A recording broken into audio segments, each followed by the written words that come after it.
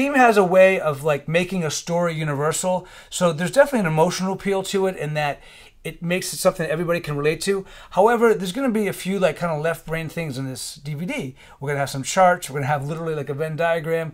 So I don't want you to get kind of like intimidated by that. It's just kind of a way for you to kind of understand it from, you know, all angles so you can apply this to your work. The one thing before we get started, please never ever say, well, Jim said this was thematic, so I don't have to worry about the other stuff. No, you always want to make sure that your story is working on the other levels, emotionally, character-wise, you know, tight script, good action description. Everything else has to work, and then theme is like that extra layer. Don't ever justify or rationalize something just for its idea's sake, okay?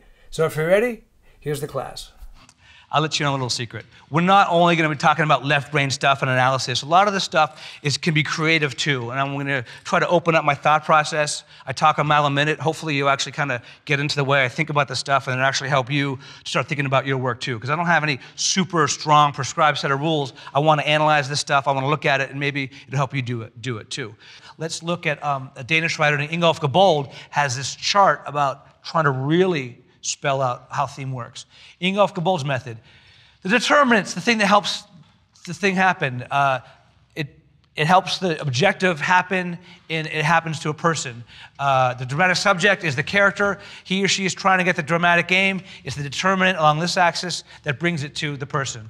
The advantage over Ingolf Gabold's method and this kind of specificity is that it's better than X leads to Y because it talks about the determinant, the thing that really leads to the resolution.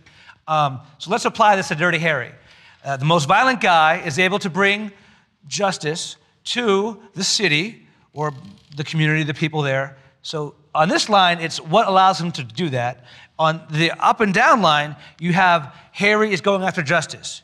He has things that help him. He is violent in this world. That's an ally. He's a nonconformist. He's determined. He has things that are in conflict against that. The law. Well, sometimes what he does is kind of illegal. A rule-abiding boss, I assume, in a timid society.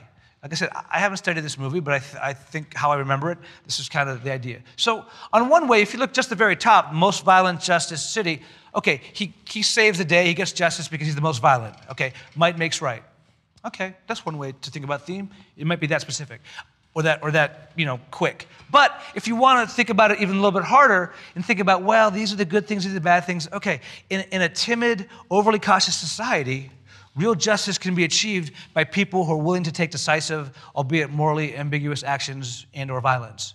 I mean, you see how literally you can state really explicitly what your theme is, and doing that, you can ask yourself, what are the forces that helped him get that? What are the forces that are against that? Because those together are going to create your idea. And once again, no dialogue, no over-explaining.